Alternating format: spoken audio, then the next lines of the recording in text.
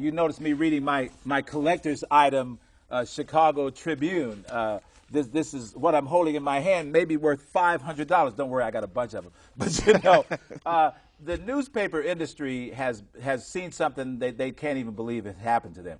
The number of people that want to get a hold in their hands and get the ink on their hands, keeping up with what's going on in this new administration is phenomenal. I have a newspaper guy with me here, Dante Hamilton. And Dante, you're a newspaper guy, you're a designer, you're a hardcore print and publishing guy. You got that ink in your fingernails. What do you think is going to happen with newspapers as a result of this whole Barack presidency? I think if the publishers are smart, they will have a picture of Barack, Michelle, Sasha, or Malia on the cover of the newspaper every single day of the week, especially if they publish 7 days a week, if they want to sell some copies. Well, I think they've taken your suggestions, and you know, you've been involved in another area called personalization.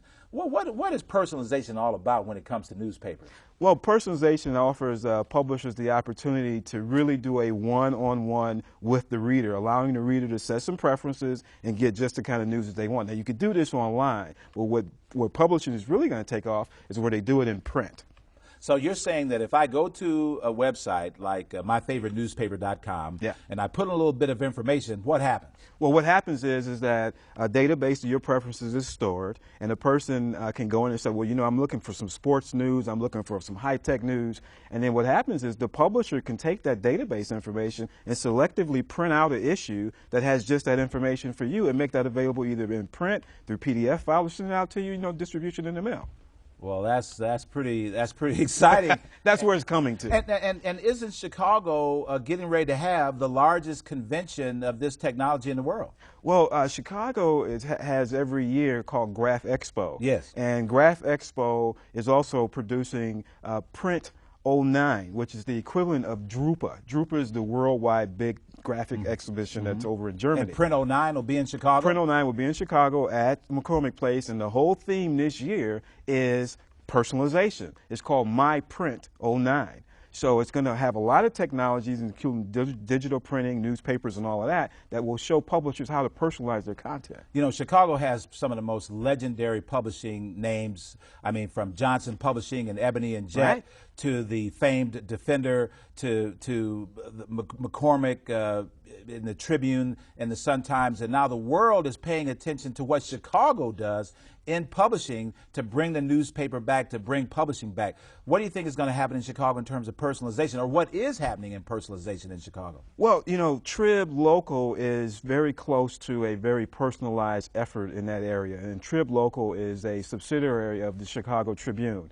And what they do is that they have a network of suburban websites where users can contribute to content to that website, and some of that content is actually put into a local version of a newspaper that's inserted into the Tribune in that suburban area. Now, so they're getting close to it. They're not there yet. Okay, now you know, you've been blogging, you've been doing some of the stuff on Facebook to really educate people about what's going on in this area. Do you have a blog that focuses on personalization? Yeah, I do. It's called Personalization in Print, and that's at personalizationinprint.com. And I've been talking about it for about 4 or 5 years now. Hey, well, if you want to find out more about this exciting world, I mean, we're all excited about this Barack presidency, but the truth is that Obama presidency has rippled all throughout a lot of industries. Certainly it's rippled throughout the media industry. And the wonderful thing is that we all now, the cat is out the bag. We no longer depend on news from CNN or CBS. We're depending on quality, authentic,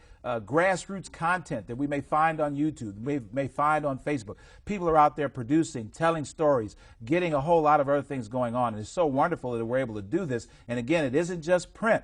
Again, it's media, it's rich content, it's documentaries, it's real stories about real people, and now we have ways of distributing it at costs that we just couldn't imagine years ago. You know, I've started a website for this TV show, tatv.org, and I've also put a blog together where, again, some of this kind of conversation could go on at tatv.org/blog.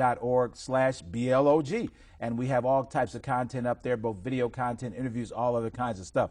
So I'm delighted that we can talk about this. I'm delighted that we're in Chicago and we're really creating the wave. What do you think are some things we can look for in the rest of '09 that's going to be very exciting going on here in Chicago in terms of personalization or in terms of the newspaper industry? Well, I think the newspaper guys here in Chicago are really going to engage the reader again. They sort of didn't do that. And I think right now you're going to have a lot of events. I would imagine that the Tribune and the Sun-Times are going to really start doing stuff in the community now, get their visibility back up, and then start to indoctrinate some of these personalization ideas into allowing people to put user-generated content up online and in print that they could actually get in their hands and read. Well, I think you're going to see innovation come from small publishers, too. I think our neighborhood and community papers are looking for a revitalization in this whole Barack effect as well. Right. So my hat's off to all those great publishers out there, Layla Khalad with Bronzeville Metropolis, all the wonderful community papers that exist. Hey, this is just beginning, a media revolution, a media awakening, and we're all part of it. And we're holding the keys to our own destiny by telling the stories that we need to tell the way we need to tell them. Hey, I want to thank Dante Hamilton for sitting in for me for this lightning round of activity here on Technology Access Television. Hey, thanks for sticking with me. My name is Bruce Montgomery. This is Technology Access Television. We'll see you again.